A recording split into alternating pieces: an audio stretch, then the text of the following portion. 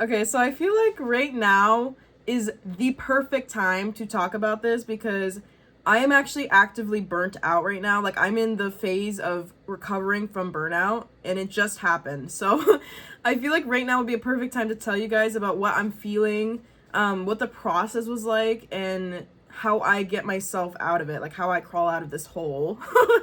And we're gonna be talking about also masking. So burnout is something that can happen with anybody, in my opinion, from what I've noticed with like my friends and stuff. But masking is a little bit more pertaining to the neurodivergent side. So I'll be talking about that at the end in case anybody just wants to hear about the burnout. But I also want to, before we talk about it, I do want to talk about the Q&A that we're going to do. This channel is getting actually insane. Like, there's 7K of you right now as I'm making this video. And there, as you can expect, there are a lot of freaking comments. There are a lot of questions, and I can't get to you all. Like, I try my best. I try to respond to like every person, but there's a lot of questions about me, about autism, about ADHD, my experience with it, blah, blah, blah. So what we're gonna do is I'm gonna make a whole video about it on itself. So if you have a question, it can be about me, it can be about, like I was saying, anything that has to do with neurodivergence, literally anything you want. Just send it to my email. I'm gonna put my email in the description. I already put it in my bio as well, because if you are a subscriber, you'll know that I already posted the Q&A. I already posted like a little, announcement about it on the community tab. So some of you had already sent me questions and stuff and got the ball rolling, but I'm gonna put the email in the description, and then I'm also gonna put I already put my email in my bio and on YouTube, like on the channel. So it's Divergent Diaries, just like how this channel is spelled, channel at gmail.com. So you can send that. I want you guys, I think it'll be really fun if you say your name, if you say what state or what country you're from, and then a lot of people have already been including a lot of like personal details, like what their experiences with ADHD and autism and whatever. If you want to be anonymous, please say so I don't say your name, or just use a fake name, honestly. Nobody gives a shit. And I will be saying, like, I will be calling you out and reading your questions or whatever. So yeah, it's gonna be super fun. I'm super excited about it. It's kind of insane that I'm doing this and that people, it's so weird to wrap my head around that there are 7,000 of you, and some of you like are sending me questions through my email. It's just so weird. It's so weird. It's awesome weird, but yeah. So that's that. Let's actually talk about the actual topic of the video now. So I really, really want to talk about what it actually feels like when you're going through burnout, and also the before and after, because I had never really, this might be for you too, but I've never really resonated with the videos that are online, because they seem very clinical and very like logical. And for the autism side of me, that is okay, but for the ADHD side of me, not so much. I prefer like people to tell me what it actually feels like to see if I actually feel that. And it also needs to be over-explained to me, like we were talking about in past videos. I need everything over-explained, or else I'm like, I can find ways to be like, oh, that's not really me, or like whatever. And yeah, I don't work well with generalizations, but so I want to talk about that to give some justice to this community here, and like, yeah. But so let's talk about what it feels like the months or years before it even happens. And this is something I feel like we need to talk about too. So the before period, for me, it was a before period of about like 2 years, honestly. Ever since we moved to Florida, like me and my partner, living here has been so much more tough, and there's been a lot more stressors on me.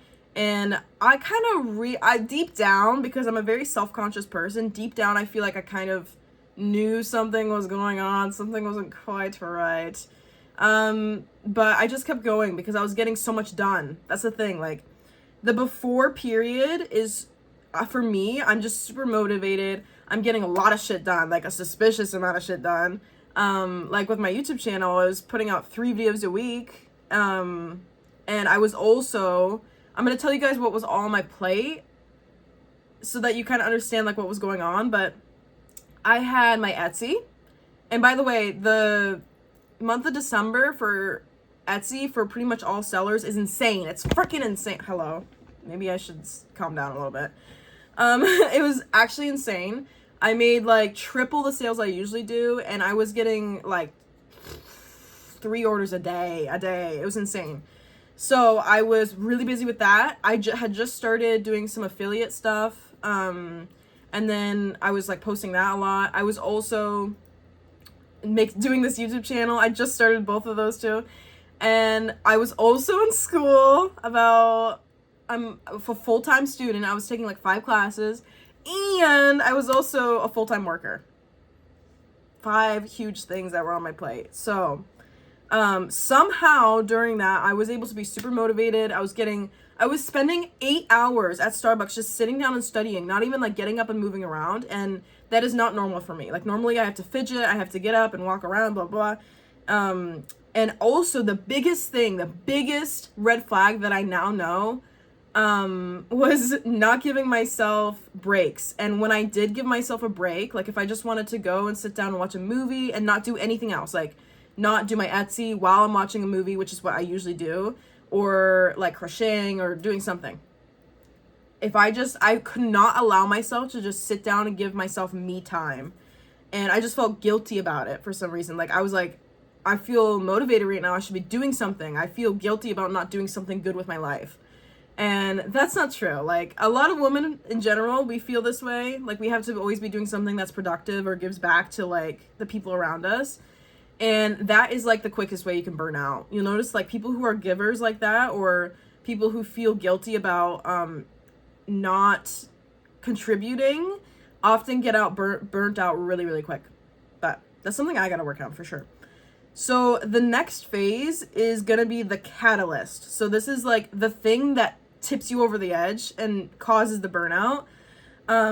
Usually, like for me, what it is it usually happens either, there's like 3 ways that it can happen to me. Is there's either a period of rest or vacation, and this is how it happened for me the last time. And then when you, like for me, my family came down to visit, and there was a whole week that I wasn't working, I wasn't on my Etsy, I wasn't in school. And it was, oh my gosh, I can't even tell you guys how amazing it was. It was amazing. And when I went back to the life that I made for myself, or made, past tense, it was such like a punch in the face, and I had a really hard time getting back on board because I had just had this really blissful period of like being, like having no stress, like being, I don't know what you call it, but you guys get what I mean. Like I just had nothing to worry about. I was with my family, which is something that usually doesn't happen. And yeah, so it kind of like jostled my system a bit. And it wasn't just like the sudden workload, it was also the comparison of what I had just had a week before, of like, oh, but I was just resting so much and now I have all this work, you know. The second thing that might happen with the catalyst is an experience that gives you self-awareness or comparison to another person or like a group of people. So this could be maybe you make a new friend, or you see a family member you haven't seen in a while and you guys talk about their life. And for me, this was a little bit of it too, about hearing people online who are self-employed. They work, but they work in the ease of their home, or they can travel and work. And to me, like comparison is honestly, what do you call it? It's a poison of the soul. And it can actually be kind of good sometimes. It can cause change in you, like, oh, I want that. I want to change so that I can get that and better myself, or do something that's really good for myself. But it can also be bad because it can cause jealousy. And it can also cause burnout, because when you realize that somebody, when you have an experience that gives you awareness that your situation is actually really stressful to you compared to someone else, it makes you realize how much you actually have on your plate, and it can cause you to kind of like feel really bad about it and be even more stressed about it, and that can cause burnout quicker. And it's not that you wouldn't burn out eventually anyways because you have so much on your plate and you're doing so much, but it causes it way faster because you actually realize it. And that can be a good thing, because that will actually eventually get you out of this hole too. But the third thing is something in your life might suddenly get harder. So this could be like the examples I have down is work, school, social life, or finances can suddenly get harder. And that can like be the tipping point. So there might have already been a really long buildup that also you might not have even realized. Like for me, I knew that something was off, but I couldn't really like place my finger on it.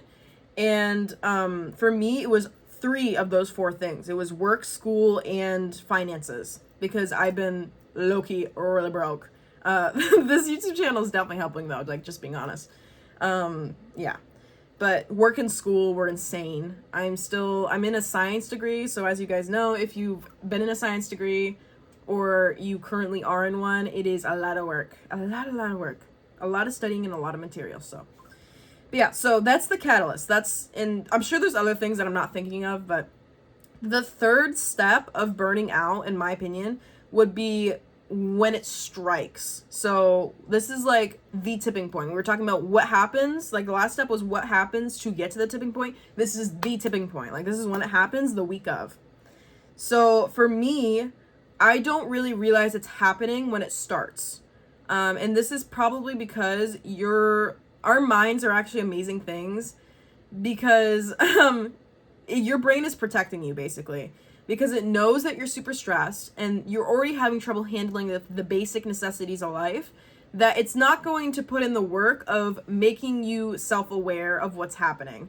It's like your brain is in survival mode. So unless you come across a video like this, or maybe you talk to a friend about burnout, you're not really going to realize it until maybe even months, weeks down the road. Some people don't even realize years after. I've heard stories on YouTube here, I'm not even just in the comments, but of other comments of like ADHD, autistic videos, that some people have been in burnout for years and don't realize. And then once they get out of it, there's this period of like, you can't do shit. Like you are just completely kaput. Like we'll talk about that in the next phase. But so when it strikes, you have a loss of motivation. So for me, I literally put my Etsy on vacation mode because I just couldn't deal with it. I love my Etsy, but this is like, I'll tell you guys what usually happens with my Etsy. So I'm going to school 2 days, well, right now it's 3 days, but usually it's 2 days a week. And then I'm working about 3 or 4 days a week. And usually I have something going on during the day that is taking a lot of energy.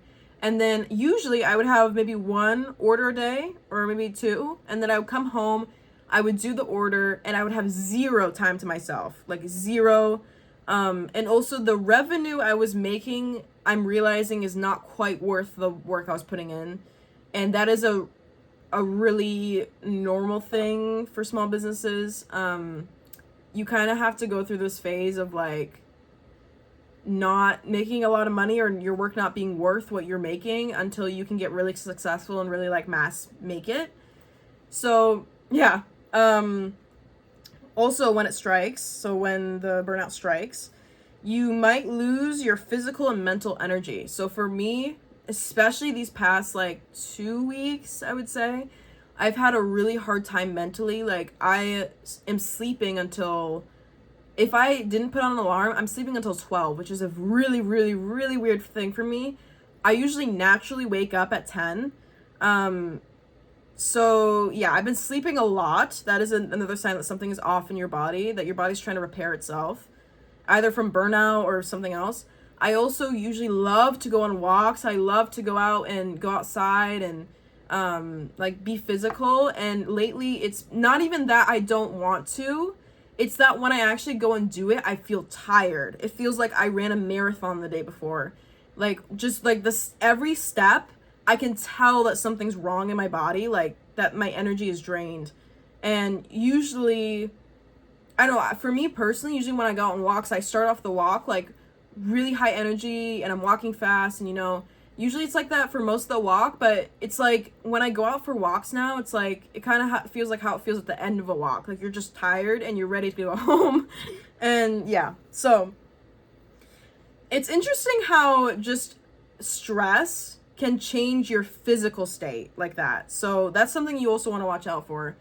And so the next thing is, we're still on the topic of like when it strikes, issues in your relationships. So this could be not feeling connected to your partner or your friends, or you might feel like you're growing distant from them. And this is because of the strain on your mind. It's the same thing. You're in survival mode, and your brain is not going to prioritize these minuscule little things, like little acts of affection or your love languages or whatever. It's just like, I just need to survive. Like, I just need to eat, shit, and go to sleep. That's basically what your brain is in right now. And we're going to talk about later about how to get yourself out of that phase, because it's really, really rough when you're in it. And it's especially rough when you're self-aware of it, because then you just feel like shit. Like, you feel like a lazy little, I'm not going to swear on here, but you feel like a lazy little guy, okay? And, so, I love that I said I'm not going to swear on here, and I said shit like 7 times in this video so far. But, yeah, the issues in your relationships also might be your sex life or something.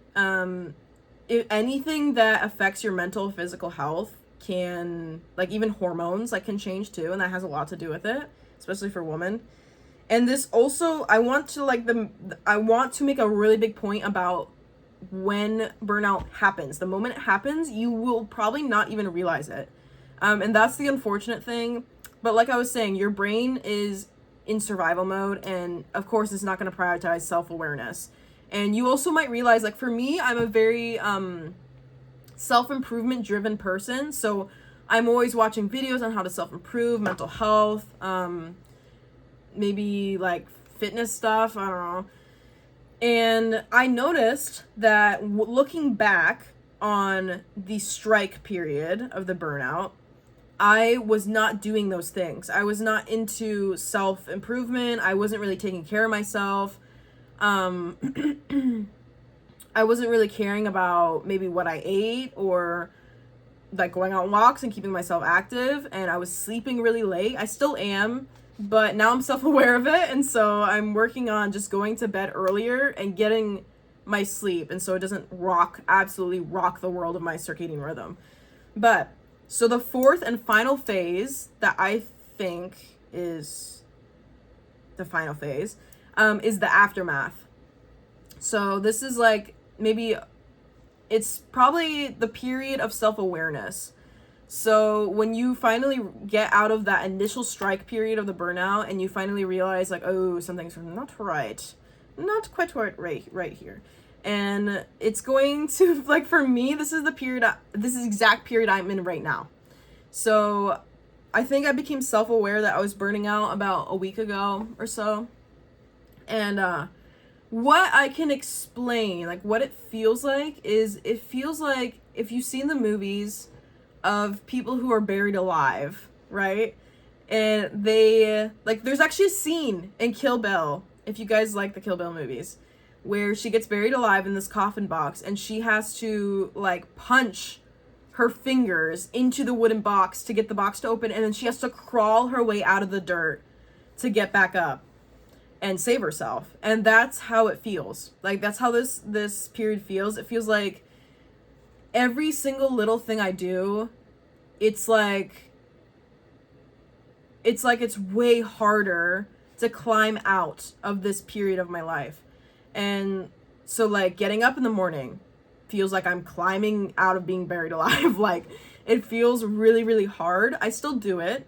I'm giving myself grace, but, you know, that also, like, keeping up with myself, going to the gym is harder right now. Doing my schoolwork and actually focusing and not, like, wanting to jerk around and be on my phone or whatever, that's also hard. And oh, I cut myself yesterday. I think I just reopened it. Anyways, but yeah, that's what I can, like, kind of attribute the feeling to. And everything becomes harder. You also have a loss of hyperfixation. So for me, it was my Etsy. I had to put my Etsy on pause. I have not been doing art. I haven't really been reading. I have a couple of books that I really like right now. The book I'm reading right now, I'm getting back on track. Like, I read it yesterday. But it's The Secret Life of Trees, I think, by Max Adams. It's a really good book if you like trees and you like plants and stuff and learning how they work. But anyways, a little book recommendation. So that's all the phases. And I hope that helps people to, like, identify what phase they're in, and also can really, really, really help. Now that I've really, like, built out this phase system for myself, it's gonna help in the future when I start to feel the effects of burnout coming on, and I can probably like stave it off or not make it happen, or the process will be a lot less painful. That's the whole point of this, like, this video, is to make the process less painful for you guys. But I also want to talk about masking. So masking can, holy crap, that's a huge iguana. Oh my god. Oh, I can't turn around the camera. There was an iguana climbing down the tree. Yeah, its body was this big and its tail was probably this long as well. So it was like, oh my god, it was huge. I think that's the biggest iguana I've seen in Florida so far. Anyways. So I want to talk about masking. I'm sweating, bro. I don't know if this room is hot or I'm just nervous because I haven't made a video in a long time. But, so masking, I want to talk about masking. So first of all, let's talk about what it is. So in how I experience it, I honestly haven't really watched a lot of videos on any of this, on masking or burning out. So this is going to be a very, like, it's going to be unbiased perspective of how I think masking and burning out is. So if you guys are like thinking, oh, that's not really what masking is, or that's not really what burning out is, this is just my experience of it. And yeah, that's just what I'm contributing to the world, I guess. So what is masking? In my opinion, it's an act. Like, honestly, all of us neurodivergent people should be getting Oscars for this shit, for real. Because damn, can we put on a good act. But basically, it's like changing yourself either consciously or subconsciously to fit in with a group of people or a mindset. So for me, what it looks like is, mostly for me, it's like social situations or being out in public. It is like this looming fear that people will see me for what I am, or will see my weird quirks and stuff and not accept me, and they'll think differently of me or something. Which, that used to be really, really bad. I actually used to be well, I guess I still am diagnosed, but honestly, I think it was a misdiagnosis of autism. But I used to be diagnosed with social anxiety, and this was really bad. Like, I would go out into public, and this was like only 4 or 5 years ago. I've worked on myself a lot since then, but I used to go out in public, like to Target or whatever, and think that everybody was staring at me. And I'm not talking about like afterwards. I would think about it, and I would think like, oh, everybody was staring at me. That was weird. No, like, I'm in the store and I can feel everybody looking at me, and I can see, kind of like in a hallucinating way, I can see people look at me, like their eyes looking at me, which I don't know if that was just, when I was in high school, I used to dress really weird, and I was a very, like, I didn't dress normal, and I didn't act normal. Like, at one point, I had dreads in my hair, I used to have a lot of beads, I had red hair, I would wear drug rugs, I would wear hippie pants, and just, like, I definitely was not the normal way of dressing there. And so that could be it. That could be that just people were looking at me because, like, they're like, not that they're judging me, they were just like, oh, she's kind of weird. It could have been that, or it could have been, I think a lot of it was honestly just me making it up in my head.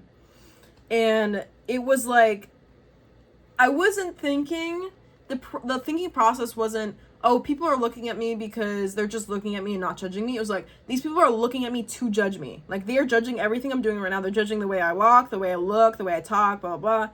And that's also just not true. You'll learn in your life that, if you haven't already learned it already, is people are too concerned with themselves to be concerned about you. And people really just don't give a shit. Like, you could do the most absurd shit in public and people don't give a crap. Which is a really, like, freeing thing once you realize it. But we're getting so off topic here. I can tell that my energy is starting to go down because I'm just going everywhere. So, we talked about what it is. So let's talk about what it feels like. What does masking feel like?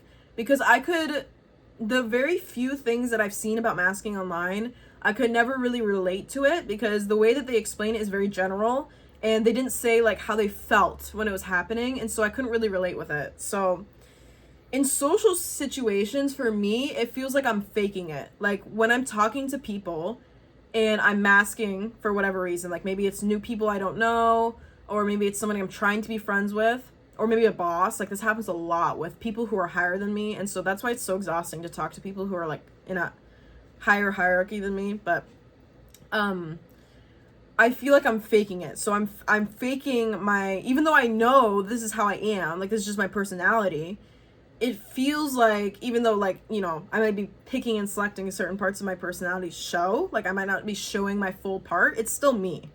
But I feel like I'm faking myself. Like I'm pretending to be me, which is not true. Like that's not true at all.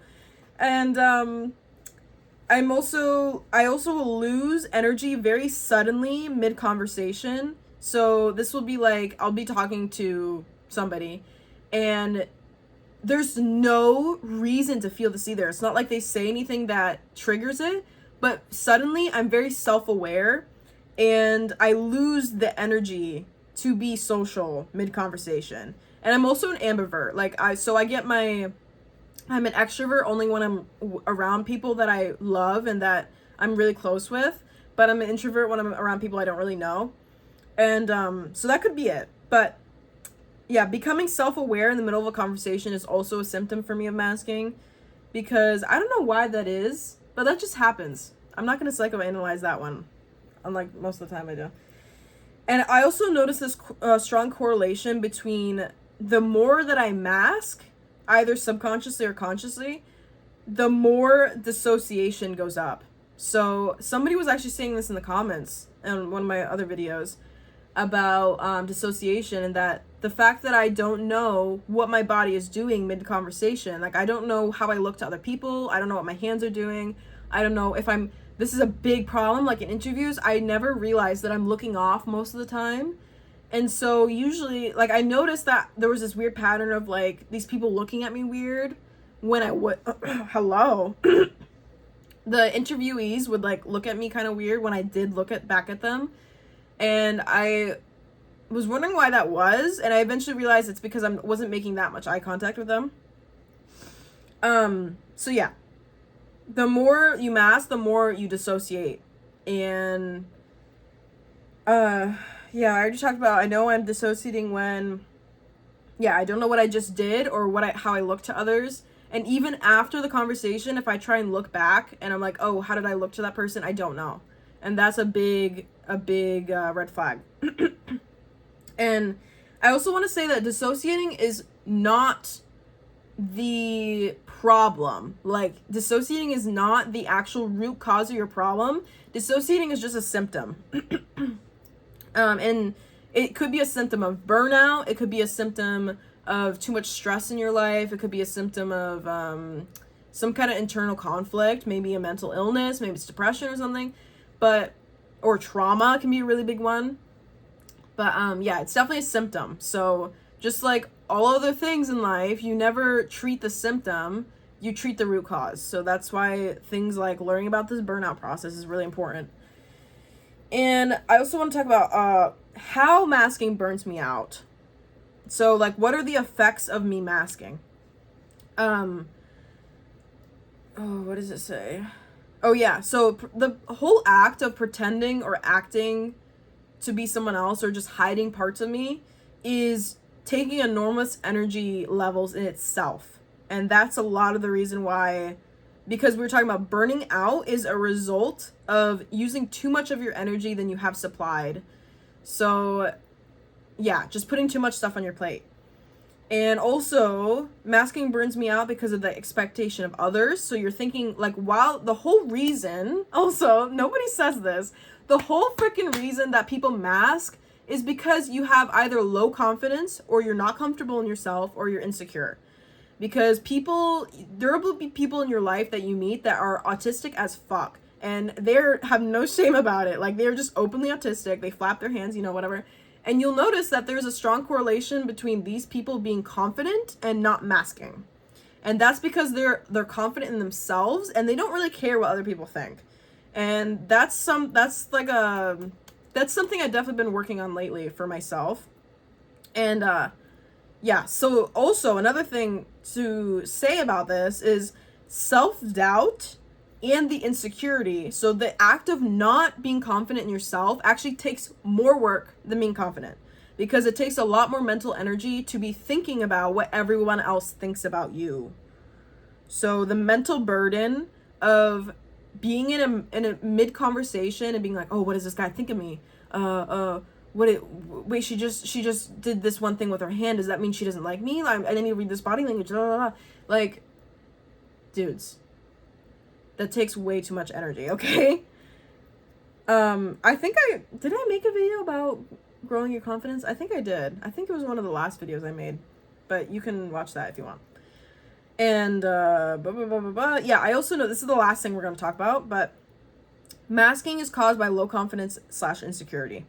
And I noticed that if I spend time alone with myself when I'm not masking, so this literally happened yesterday at the gym, and I suddenly go back into public, it's like everybody disappears. And I feel like this is the quote unquote normal experience for people who don't give a crap and are just confident and, you know, don't mask. Because I was in the gym and I was watching, I don't normally watch movies, but I was watching a movie while I was exercising, and I just got like sucked into the movie world, and I wasn't really caring about what other people thought about me when I was watching them. Like I was exercising, I was on the stair climber and watching this movie. And so I left the gym and then I went straight into a supermarket store, and yeah, I just noticed that I was like, oh, it just feels like I'm the only person in the store right now, which was not true. But yeah. Is that it? Oh, okay, one more thing. So what helps? So when you're in the burnout phase, what will actually help you get out of it? For me, so the only way I have found to actually alleviate the symptoms and improve your burnout is to remove all the shit that burnt you out. Hello? I just hit myself in the chest. But, yeah, so it seems kind of obvious, but sometimes people just need to hear it be said to them to actually implement it. So this might mean dropping all the stressors that you can. So for me, it was my Etsy. It was this YouTube channel for a little bit. I'm not gonna lie. I had to step away from it for about 2 weeks. A little more than 2 weeks now. But, and I also have been sleeping a lot, and that's okay. Like, some people need to get up at a certain time, that's okay, but just go to bed 2 hours earlier or something. Because your body, you might mentally know, you might be doing all these things, like removing your stressors, whatever, but your body needs to repair. Like, your body needs to repair your brain and give your brain some rest from this. So you need to sleep a lot and help your body do that. And also, that might be naps and stuff, but you need to get like REM and deep sleep, which usually only comes from long periods of sleeping. So you also need to allow yourself to take breaks and be quote unquote lazy. So a lot of people have a lot of guilt in feeling lazy. And what I mean, lazy is kind of a clickbait word a little bit, because that's not really what I mean. It's more of allowing yourself to have breaks and do things that normally would make you feel lazy, but you're not. Do the things that you know that people who take good care of themselves do. And so this might mean sitting down and watching a movie for an hour and not doing anything else. Like, just focusing on the movie and let yourself have a break. It probably means a lot of time with yourself, that you're not distracting yourself. So it's okay to watch movies and be on your phone and stuff, but don't do it so much that you are not in your body. Like, I know a lot of people, especially nowadays with the phones, they just distract themselves all day on their phones because there's some kind of internal conflict going on that they don't want to face and they don't want to fix. So they just distract their brains any way they can. Don't do that, because that will make the burnout worse. Also, setting boundaries is really important. Whether it's with your job, it could be with your job, like maybe you need to work one less day a week or something, or maybe you need to have more breaks.